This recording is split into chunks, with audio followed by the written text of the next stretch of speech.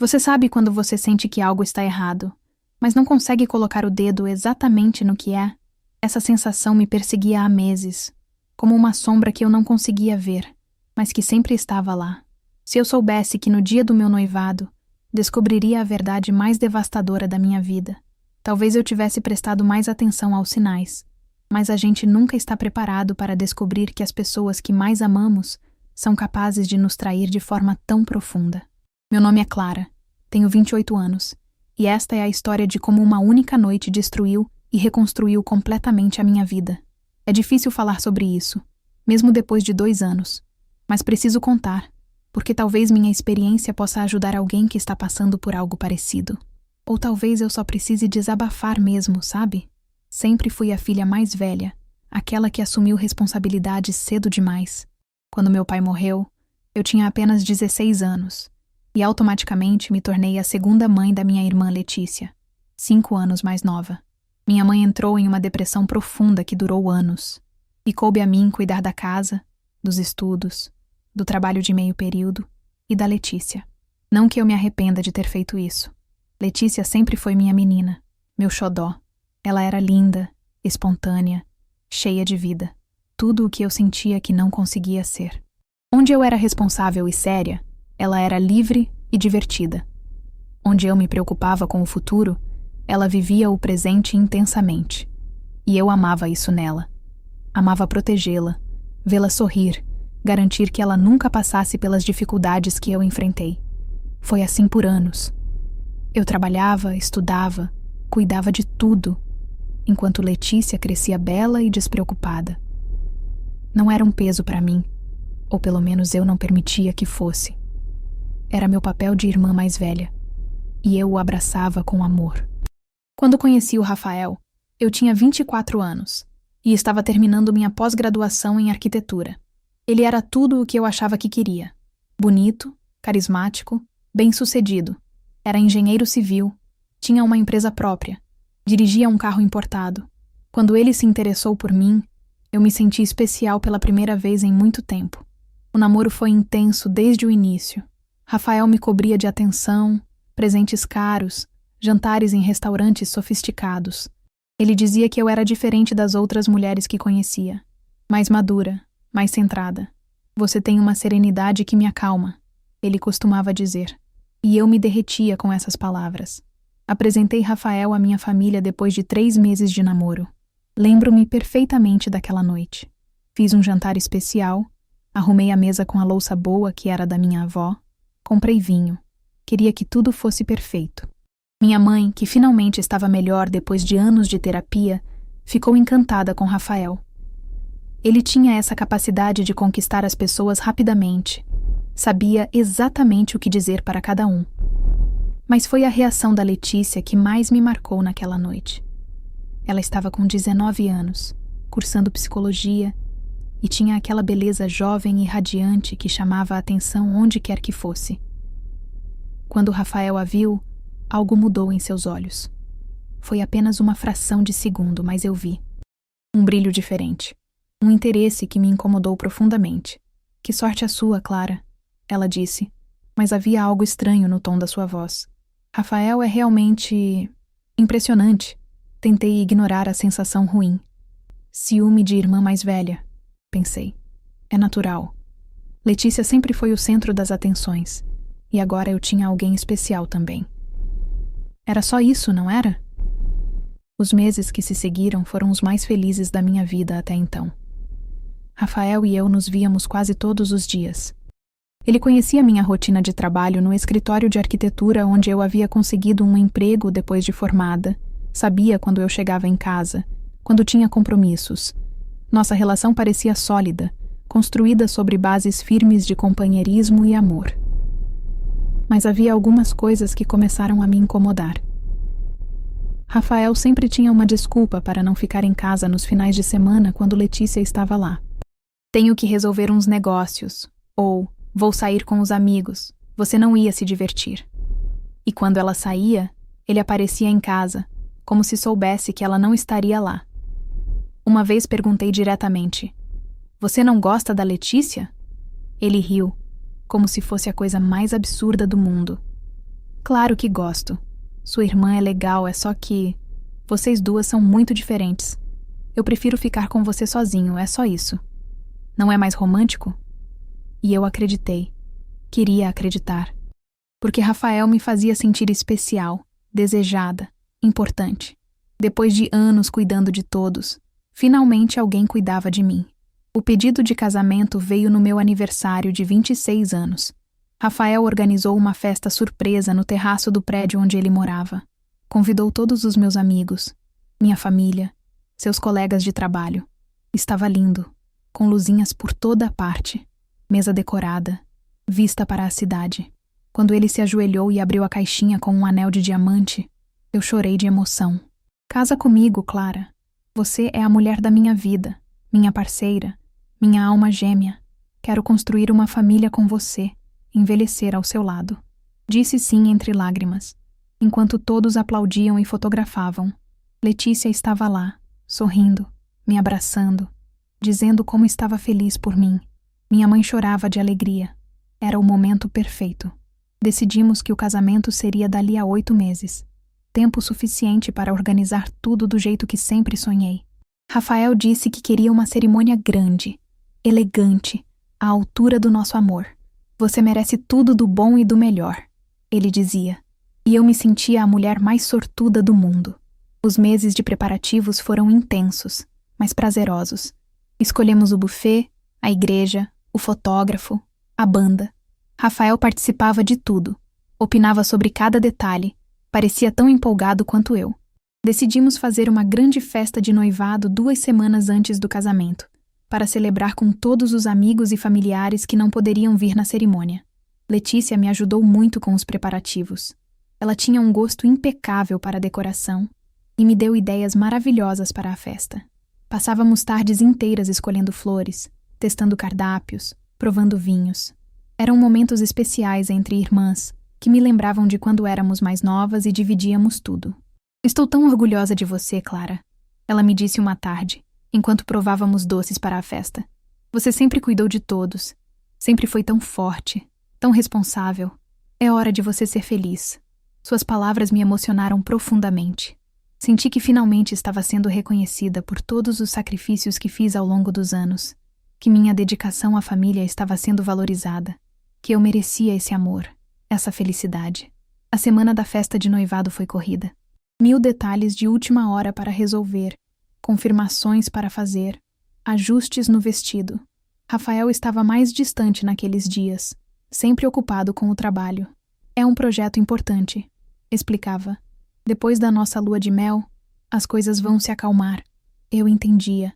Também estava com muito trabalho no escritório, tentando deixar tudo organizado para quando voltássemos da viagem. Tínhamos planejado 15 dias na Europa, um sonho que eu alimentava desde adolescente. Na véspera da festa, Rafael me ligou dizendo que tinha surgido um problema em uma obra e que chegaria atrasado. Começa sem mim, amor. É só resolver uma coisa rápida e eu estou aí. 1 hora no máximo. Fiquei chateada, mas tentei entender. Era nosso noivado, mas negócios eram negócios. Pelo menos ele não perderia a festa inteira. O salão estava lindo quando cheguei. As flores que escolhemos, rosas brancas e cor-de-rosa, criavam um ambiente romântico e elegante. A mesa de doces estava impecável. O bar funcionando perfeitamente.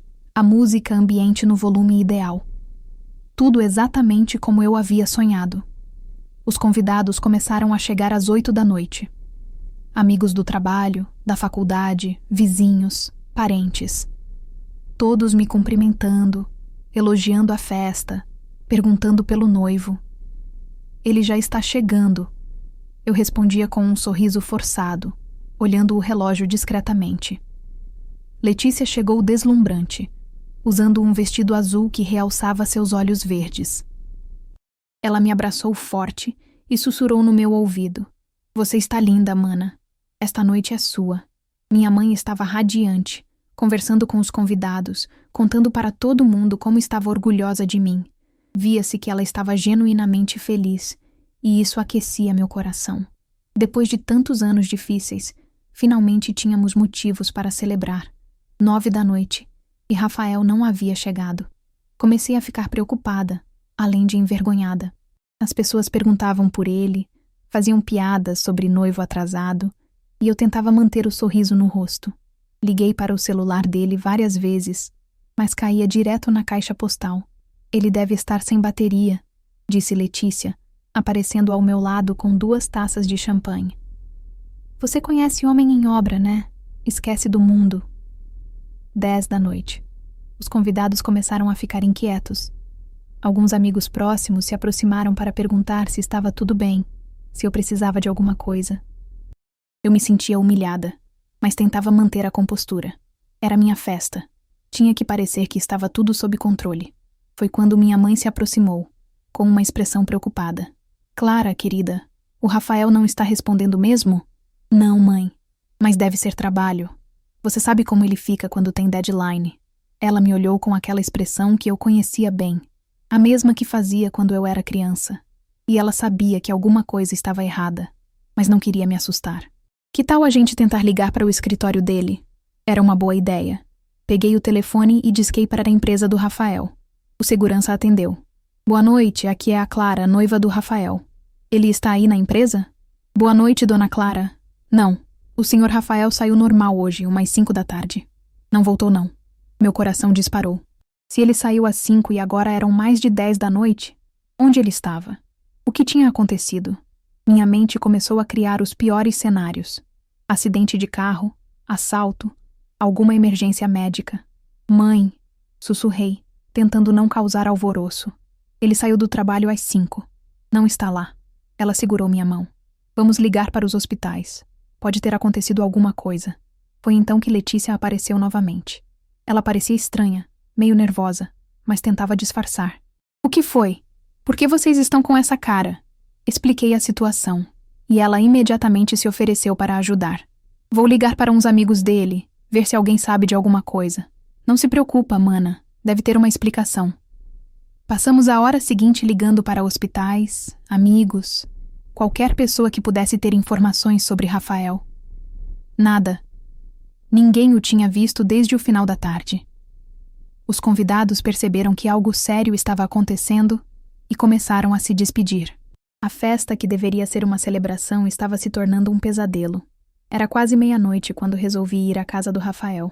Peguei a chave que ele me havia dado alguns meses antes e disse para minha mãe que ia verificar se ele estava lá. Talvez tivesse passado mal, desmaiado, sei lá. Tinha que ter alguma explicação. Letícia insistiu em ir comigo.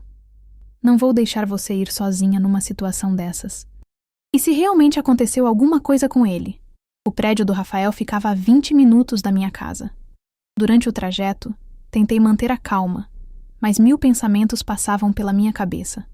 E se ele tivesse sofrido um acidente e estivesse internado em algum hospital que não conseguimos contactar? E se tivessem assaltado ele e ele estivesse machucado em algum lugar? Chegamos ao prédio e subimos em silêncio. Minha mão tremia quando coloquei a chave na fechadura. O apartamento estava escuro, mas ouvi um ruído vindo do quarto. Meu coração disparou. Ele estava lá. Tinha acontecido alguma coisa. Ele estava passando mal, por isso não conseguiu ir à festa. Rafael? Chamei, acendendo a luz da sala. Rafael, você está bem? Silêncio. Mas tinha alguém lá. Eu tinha certeza. Ouvi outro ruído, como se alguém estivesse se movendo rapidamente. Caminhei em direção ao quarto, com Letícia logo atrás. A porta estava fechada, mas havia uma fresta de luz por baixo. Rafael, sou eu, a Clara. Você está aí? Foi quando ouvi uma voz abafada, como se alguém estivesse sussurrando. Coloquei a mão na maçaneta e abri a porta devagar. O que vi naquele momento destruiu completamente meu mundo. Rafael estava na cama, seminu, abraçado com uma mulher. Mas não era qualquer mulher. No primeiro segundo, não consegui processar completamente o que estava vendo. Meu cérebro se recusava a aceitar a realidade. Eram 2 figuras familiares, 2 pessoas que eu amava, em uma situação que simplesmente não podia estar acontecendo. Rafael e Letícia, minha irmã, meu noivo e minha irmã caçula, na cama dele, na noite da nossa festa de noivado. O tempo parou, literalmente. Foi como se o mundo inteiro tivesse congelado naquele instante. Eu conseguia ouvir meu próprio coração batendo nos ouvidos, cada batida ecoando como um tambor. Conseguia sentir o sangue drenando do meu rosto, minhas pernas ficando bambas, minha visão ficando turva nas bordas. Eles se separaram rapidamente, com expressões de pânico absoluto. Rafael tentou se cobrir com o lençol, balbuciando algo que eu não conseguia entender. Letícia ficou paralisada por um segundo. Depois começou a se vestir desesperadamente. Clara, eu posso explicar? Rafael começou, a voz saindo estranha, trêmula. Mas eu não conseguia falar. Não conseguia me mover. Era como se estivesse assistindo a uma cena de filme de terror, como se aquilo não pudesse estar acontecendo de verdade. Não com eles. Não com as duas pessoas que eu mais amava no mundo. Clara. Letícia tentou se aproximar, mas eu recuei instintivamente. Foi então que tudo veio à tona. Todos os sinais que eu havia ignorado, todas as vezes que Rafael não queria ficar em casa quando ela estava lá, todas as coincidências estranhas. A forma como ele olhou para ela na primeira vez que se conheceram. As desculpas esfarrapadas. Os horários que nunca batiam. Há quanto tempo? Foi tudo o que consegui sussurrar. O silêncio que se seguiu foi ensurdecedor. Rafael e Letícia se entreolharam, como se estivessem decidindo quem responderia. E nesse olhar, vi anos de cumplicidade, de segredos compartilhados, de uma intimidade que eu nunca havia percebido. Clara, por favor, deixa eu explicar. Letícia tentou novamente. Há quanto tempo?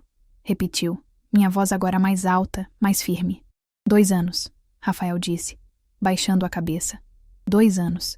Eles estavam juntos há 2 anos. Desde quase o início do meu relacionamento com Rafael.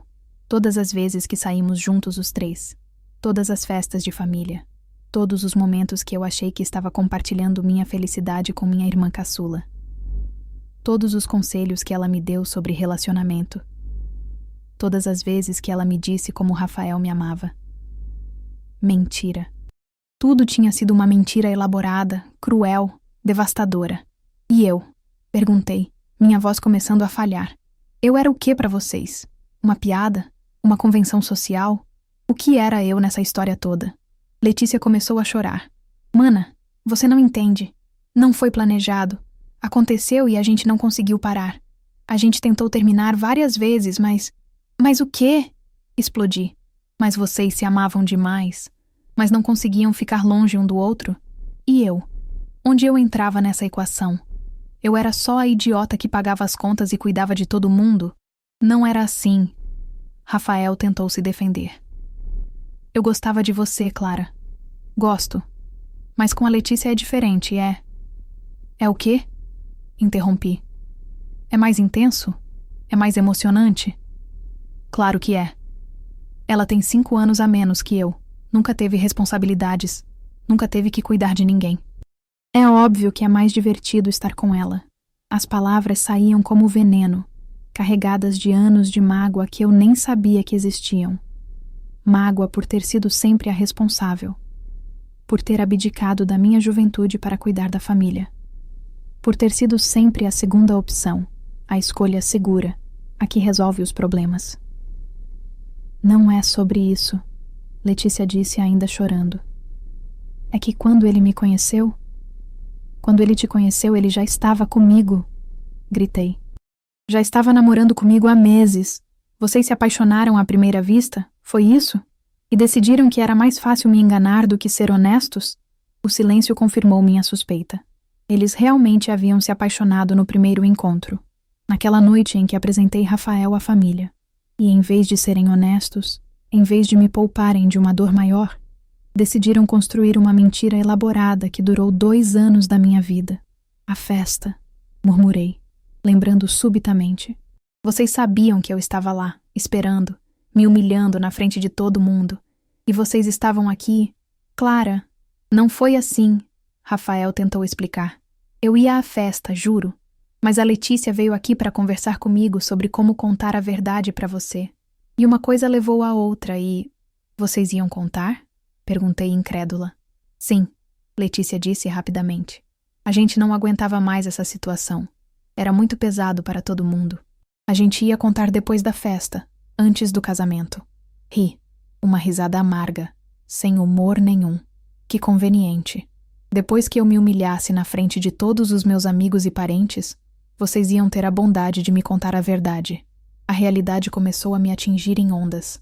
Não era só a traição. Era a dimensão da mentira. Todos os momentos que pensei que eram especiais, todos os planos que fizemos, toda a vida que eu havia construído mentalmente com Rafael, nada disso era real. Eu estava vivendo uma ilusão alimentada por duas pessoas que eu amava e que me traíram da forma mais cruel possível.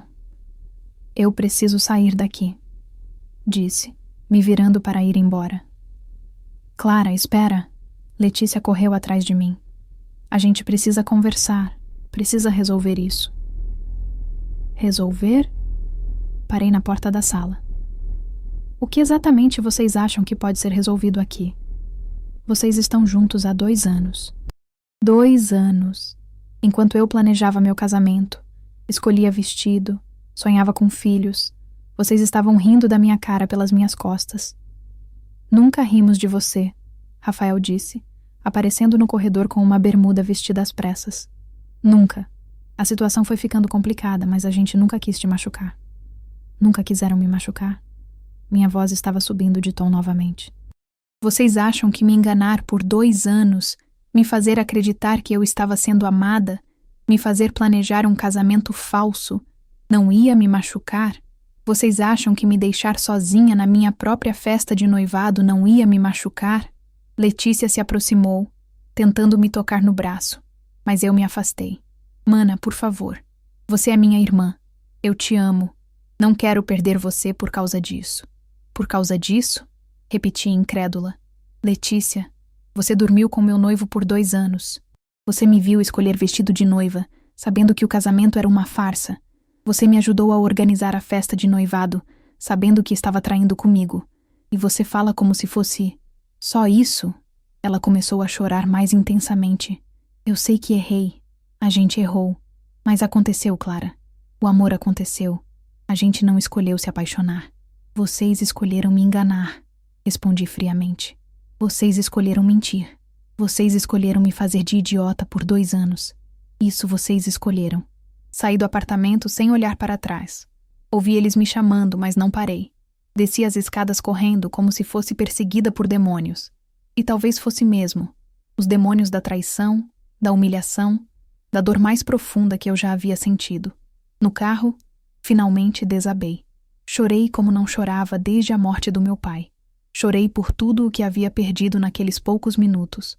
Meu noivo, minha irmã, meus sonhos de casamento, minha confiança nas pessoas. Chorei pela minha ingenuidade, por ter acreditado que era amada, por ter sido tão cega aos sinais. Mas principalmente chorei por mim mesma, por ter passado tantos anos cuidando de todo mundo e negligenciando meus próprios instintos, por ter aceito migalhas de atenção achando que era amor, por ter sido tão desesperada por aprovação que não percebi quando estava sendo enganada. Quando cheguei em casa, minha mãe me esperava acordada, ansiosa por notícias. Uma olhada na minha cara foi suficiente para ela entender que algo terrível havia acontecido. Minha filha, o que foi? Onde está o Rafael? Aconteceu alguma coisa? Contei tudo. Cada detalhe doloroso. Cada palavra que foi dita. Cada segundo daquela descoberta devastadora. Minha mãe ficou em choque. Depois indignada. Depois me abraçou enquanto eu chorava novamente. Como ela pôde fazer isso com você? Ela murmurava, acariciando o meu cabelo. Minha menina, como ela pôde? Ficamos acordadas a noite toda conversando. Minha mãe me contou que sempre achou estranho o comportamento de Letícia nos últimos meses, mas não conseguia identificar exatamente o que era. Ela andava estranha quando o Rafael estava por perto. Meio nervosa, meio eufórica. Eu pensei que fosse só ciúme de irmã mais nova. Mas não era ciúme, era culpa e desejo. E uma paixão secreta que eles alimentaram às minhas custas por 2 anos inteiros. Os dias que se seguiram foram os mais difíceis da minha vida. Tive que cancelar o casamento, devolver presentes, explicar para familiares e amigos o que havia acontecido. A humilhação era insuportável. Todo mundo falando, especulando, tendo pena de mim. A coitada da Clara ouvia os sussurros. Que situação terrível. Letícia tentou me procurar várias vezes. Ligações, mensagens, aparições na porta de casa. Eu não atendia nada. Não queria ouvir mais explicações, mais justificativas, mais pedidos de perdão. Não queria ver o rosto dela. Rafael também insistiu em conversar comigo. Mandou flores, cartas, tentou me interceptar na saída do trabalho. Numa dessas tentativas, ele finalmente conseguiu me encurralar no estacionamento do escritório. Clara, por favor, me escuta. 5 minutos. Não tenho nada para ouvir de você, respondi, tentando passar por ele.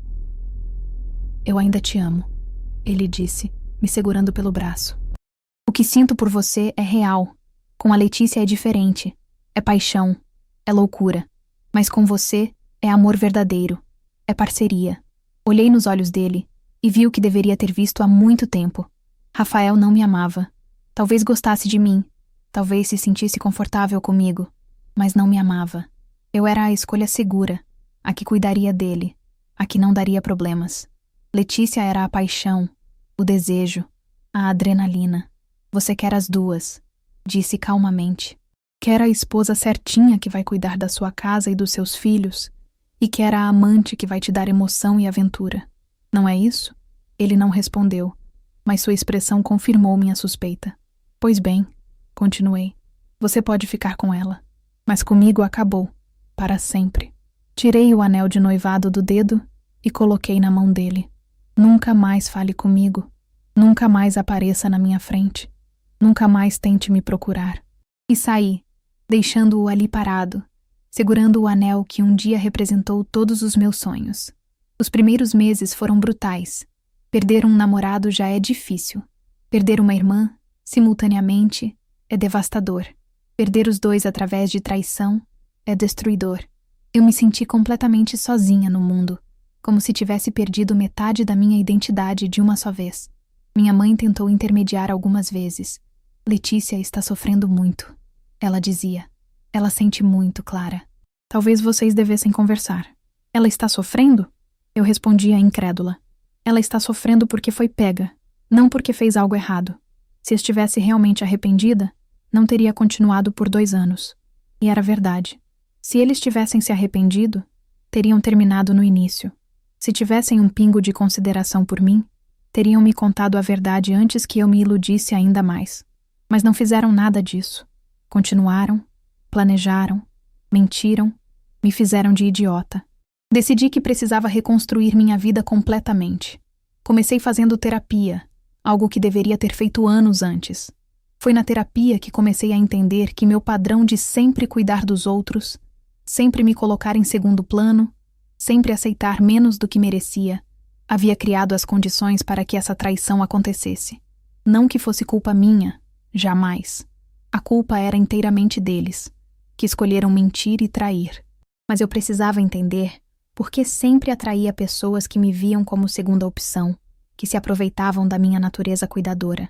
Você tem medo de ser abandonada, minha terapeuta explicou numa sessão. Então aceita migalhas de amor, porque tem medo de exigir mais e ficar sozinha. Mas olha o que aconteceu. Você exigiu pouco e, mesmo assim, foi abandonada.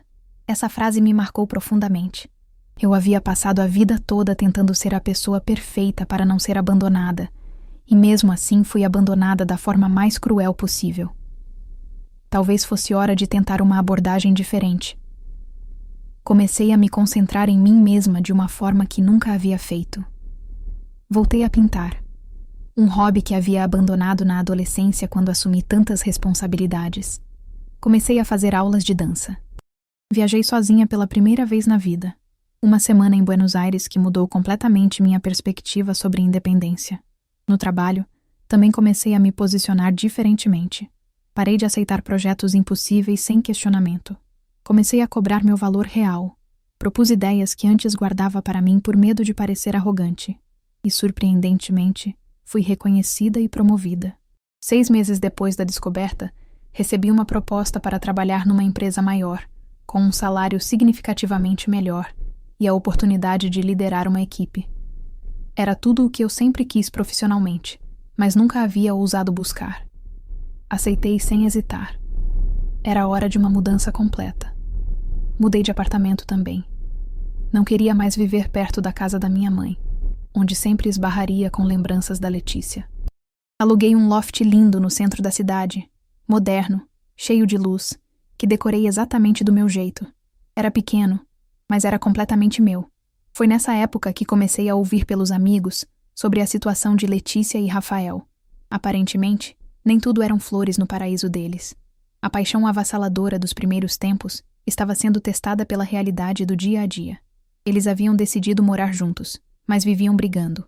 Rafael, que estava acostumado com minha maturidade e estabilidade emocional, se irritava com os dramas e a imaturidade de Letícia.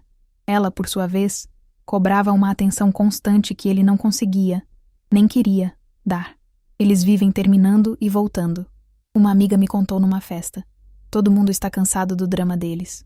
Tentei fingir que não me importava, mas confesso que senti uma satisfação secreta. Não era desejo de vingança. Era mais uma confirmação de que eu não havia perdido nada realmente valioso. Eles haviam destruído uma família por uma paixão que se mostrava insustentável fora da clandestinidade. 1 ano depois da descoberta, eu era uma pessoa completamente diferente. Mais confiante, mais independente, mais consciente do meu valor. Tinha amigos novos, hobbies novos, uma carreira em ascensão. Ainda sentia falta da irmã que pensei que tinha, mas não sentia mais raiva. Era mais uma tristeza profunda por tudo o que havíamos perdido. Foi quando conheci o Daniel. Ele era consultor de sustentabilidade e estava trabalhando num projeto com a minha empresa. Inteligente, engraçado, atencioso, mas de uma forma diferente do Rafael. Não era sobre presentes caros ou gestos grandiosos. Era sobre realmente me escutar, se interessar pelas minhas opiniões, me respeitar como profissional e como pessoa. Nossa aproximação foi gradual, saudável, transparente. Nada de paixões avassaladoras ou promessas mirabolantes. Era algo sólido, construído sobre bases reais de afinidade e respeito mútuo. Você é diferente das mulheres que eu conheço, ele me disse numa das nossas primeiras conversas sérias. Diferente como? Perguntei, lembrando imediatamente de Rafael falando algo parecido. Você é completa. Ele respondeu. Tem sua vida, seus sonhos, sua personalidade. Não está procurando alguém para completar você ou para ser completado por você. Está procurando alguém para somar. Essa diferença de abordagem me marcou. Daniel não me via como uma cuidadora conveniente ou uma escolha segura. Me via como uma parceira em potencial, uma igual. Nosso relacionamento evoluiu naturalmente, sem pressa, sem pressão, sem promessas vazias. Quando ele me disse que me amava, pela primeira vez na vida eu soube, com certeza absoluta, que era verdade. Não havia segundas intenções, não havia jogos, não havia mentiras. 2 anos depois do meu mundo ter desabado, eu estava genuinamente feliz. Não uma felicidade baseada na aprovação dos outros ou na sensação de ser escolhida. Era uma felicidade que vinha de dentro, da consciência de que eu havia me tornado a pessoa que sempre quis ser. Foi nessa época que minha mãe me procurou para uma conversa séria. Letícia e Rafael haviam terminado definitivamente e ela estava passando por uma depressão. Havia perdido o emprego, estava morando com nossa mãe novamente e aparentemente estava genuinamente arrependida de tudo o que havia acontecido. Ela quer muito falar com você, minha mãe disse. Está sofrendo muito, Clara. Sei que ela errou, mas ela é sua irmã. Ela deixou de ser minha irmã quando escolheu me trair. Respondi. Irmã não faz o que ela fez comigo? Mas vocês cresceram juntas. Você cuidou dela a vida toda. Isso tem que valer alguma coisa. Vale, admiti. Vale uma lição para mim sobre não confiar cegamente nas pessoas, mesmo quando são da família. Minha mãe insistiu algumas vezes, mas eu mantive minha posição. Não sentia raiva de Letícia, mas também não sentia vontade de tê-la de volta na minha vida. Ela havia feito escolhas, e escolhas têm consequências. Eu também havia feito as minhas. Escolher minha paz mental, minha autoestima, minha capacidade de confiar nas pessoas certas. A vida seguiu. Daniel e eu nos casamos numa cerimônia pequena e íntima. com apenas os amigos mais próximos e alguns familiares. Minha mãe estava lá, radiante, me dizendo como estava orgulhosa da mulher que eu havia me tornado. Você floresceu, ela disse. Depois de tanta tempestade, você finalmente floresceu. Não convidei Letícia. Não por vingança, mas porque não queria drama no que deveria ser o dia mais feliz da minha vida. Era minha festa, minha celebração, e eu tinha o direito de escolher quem estaria lá. Soube depois que ela ficou devastada por não ter sido convidada, que passou o dia do meu casamento chorando, dizendo para nossa mãe que tinha perdido a irmã para sempre. E talvez tivesse mesmo. Não a irmã biológica. Essa ela seria sempre. Mas a irmã que confia, que divide segredos, que está sempre presente nos momentos importantes. Essa ela havia perdido na noite em que escolheu trair minha confiança. Daniel e eu nos mudamos para uma casa linda, que reformamos juntos. Ele respeitava meu trabalho, meus sonhos, minha independência. Quando engravidei, 2 anos depois do casamento, ele se mostrou o parceiro que eu sempre sonhei ter. Presente, participativo, emocionado. Nossa filha nasceu numa manhã ensolarada de primavera. Olhos verdes como os da família, mas a personalidade forte que esperávamos dela ter. A chamamos de Esperança, não apenas pelo significado, mas porque ela representava tudo o que eu havia reconstruído depois da tempestade. Holding, esperança nos braços pela primeira vez, pensei em tudo o que havia passado para chegar até ali. A traição que me destruiu, mas que também me forçou a me reconstruir de forma mais sólida. A dor que pensei que nunca superaria, mas que me ensinou a valorizar o que realmente importa. As pessoas que perdi pelo caminho, mas que abriram espaço para pessoas melhores entrarem na minha vida. Se alguém me dissesse naquela noite terrível de 3 anos antes que eu chegaria onde cheguei, eu não acreditaria. A dor era tão intensa, a traição tão profunda, que parecia impossível que algum dia eu fosse feliz novamente. Mas estava. Era genuinamente, profundamente feliz. Não uma felicidade ingênua, como a que sentia antes. Era uma felicidade temperada pela experiência, fortalecida pela adversidade, construída sobre bases sólidas de autoconhecimento e autorrespeito. Eu sabia quem era, o que queria, o que merecia, e não estava mais disposta a aceitar menos. Alguns meses após o nascimento da Esperança, estávamos numa festa de aniversário de uma amiga comum quando vi Letícia. Foi a primeira vez em 3 anos que nos encontramos pessoalmente. Ela estava magra demais, pálida, com uma tristeza profunda nos olhos que antes brilhavam com tanta vida. Por um momento, meu coração se apertou. Aquela era minha irmã caçula, a menina que eu havia criado, cuidado, protegido. Vê-la assim me causou uma pontada de dor que eu não esperava sentir. Ela se aproximou hesitante, como quem não tem certeza se será recebida ou rejeitada. Clara, disse baixinho, você está linda. E a bebê, ela é perfeita. E obrigada, respondi cordialmente, mas mantendo distância. Eu queria te pedir perdão, mais uma vez. Sei que já tentei várias vezes, mas preciso que você saiba que eu me arrependo todos os dias do que fiz. Perder você foi a pior coisa que já me aconteceu.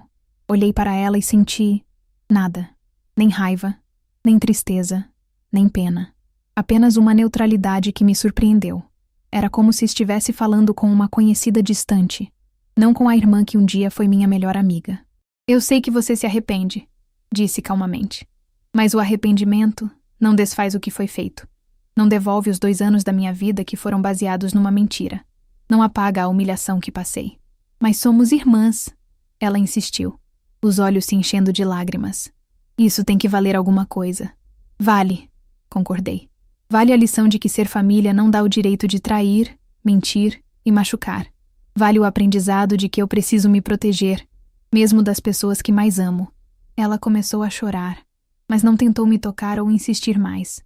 Talvez tivesse finalmente entendido que algumas pontes, uma vez queimadas, não podem ser reconstruídas. Eu só queria que você soubesse, disse entre soluços, que eu nunca quis te machucar, que eu te amo, sempre te amei. Que você foi a melhor irmã que alguém poderia ter. Eu sei, respondi, e era verdade. Mas às vezes o amor não é suficiente. Às vezes as escolhas que fazemos são maiores que os sentimentos que temos. Ela acenou com a cabeça, limpou as lágrimas e se afastou. Foi a última conversa que tivemos. Alguns amigos me disseram depois que fui muito dura, que família é família, que todo mundo merece uma segunda chance. Mas eles não entendiam. Não foram eles que viveram 2 anos numa mentira. Não foram eles que se humilharam numa festa de noivado enquanto o noivo estava na cama com outra. Não foram eles que tiveram que reconstruir a vida do zero aos 26 anos. Perdoar não significa esquecer. Perdoar não significa voltar a confiar. Perdoar significa liberar a raiva e a amargura que nos prejudica. Mas não significa necessariamente reatar relacionamentos que se mostraram tóxicos. Eu perdoei Letícia e Rafael, no sentido de que não carrego mais raiva deles. Desejo que sejam felizes, cada um do seu jeito, longe de mim. Mas isso não significa que quero tê-los de volta na minha vida. Algumas feridas cicatrizam, mas deixam marcas que nos lembram de ter mais cuidado no futuro. Hoje, 5 anos depois daquela noite terrível, posso dizer que sou grata pela experiência. Não pela dor. Ninguém deveria ter que passar por isso. Mas pelos aprendizados, pelo crescimento, pela pessoa que me tornei. Aprendi que a autoestima não é algo que os outros nos dão. É algo que construímos dentro de nós mesmos. Aprendi que é melhor estar sozinha do que mal acompanhada. Aprendi que família é mais sobre escolha e lealdade do que sobre sangue. Aprendi que mereço ser amada de forma plena, honesta, respeitosa. Mais importante ainda, aprendi a confiar nos meus instintos. Aquela sensação de que algo estava errado, que me perseguiu por meses antes da descoberta, ela estava certa. Meu subconsciente havia percebido os sinais que minha mente consciente se recusava a ver. Agora eu escuto essa voz interior com muito mais atenção. Daniel me ama de uma forma que eu nem sabia que era possível. Não porque eu cuido dele, ou resolvo seus problemas, mas porque genuinamente gosta da pessoa que eu sou. Ele me vê, realmente me vê, de uma forma que Rafael nunca me viu. Me valoriza, me respeita, me considera uma parceira de verdade. Nossa filha está crescendo numa família onde amor não é condicionado a ser conveniente.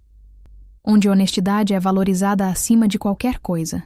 Onde ela aprenderá, desde pequena, a se valorizar e a exigir ser tratada com respeito. Às vezes me pergunto como seria minha vida se não tivesse descoberto a traição naquela noite. Se Rafael tivesse ido à festa, se tivéssemos nos casado, se eu tivesse continuado vivendo na mentira, provavelmente teria sido uma vida infeliz, baseada numa ilusão, sempre me sentindo inferior, sempre duvidando de mim mesma sem saber por quê. A verdade dói no momento, mas liberta para sempre. A mentira pode parecer confortável no início, mas aprisiona para sempre. Sei que minha história pode parecer triste para alguns. Perdi uma irmã, um noivo, uma vida inteira que havia planejado. Mas, na verdade, é uma história de vitória. Vitória sobre a autopiedade. Vitória sobre o medo de ficar sozinha. Vitória sobre a tendência de aceitar menos do que mereço. Sou uma mulher mais forte, mais consciente, mais feliz. Tenho um casamento verdadeiro, baseado na honestidade e no respeito mútuo. Tenho uma filha linda que crescerá sabendo que merece ser amada pelo que é, não pelo que faz pelos outros. Tenho uma carreira que me realiza, amigos que me valorizam, uma vida que escolhi conscientemente construir. E vocês, que estão me ouvindo? Se estão passando por algo parecido, quero que saibam. A traição não define vocês. A mentira dos outros não diminui o valor de vocês. A dor que estão sentindo agora vai passar, e vocês podem sair dessa experiência mais fortes do que imaginam. Não tenham medo de recomeçar. Não tenham medo de exigir mais de si mesmos e dos outros. Não aceitem migalhas de amor achando que é tudo o que merecem. Vocês merecem ser amados de forma plena, honesta, respeitosa. E se as pessoas na vida de vocês não conseguem oferecer isso, talvez seja a hora de encontrar pessoas que consigam. A vida tem uma forma engraçada de nos dar exatamente o que precisamos, mesmo quando não é o que queremos. Eu precisava aprender a me valorizar, a confiar nos meus instintos, a não aceitar menos do que merecia. A traição foi dolorosa, mas foi também o empurrão que eu precisava para me tornar a pessoa que sempre deveria ter sido. E é isso, pessoal. Esta é minha história. Uma história de traição, dor, mas principalmente de reconstrução e vitória. Espero que tenha tocado vocês de alguma forma, que tenha inspirado quem precisa de inspiração, que tenha mostrado que é possível sim reconstruir a vida depois de uma tempestade devastadora. Se vocês chegaram até aqui, muito obrigada por me escutarem. Esta história foi difícil de contar, mas necessária de ser compartilhada. Se vocês gostaram, se inscrevam no canal. Deixem um comentário contando o que acharam e de que cidade estão me ouvindo. Adoro saber de onde vocês são e como estas histórias chegam até vocês. Até a próxima!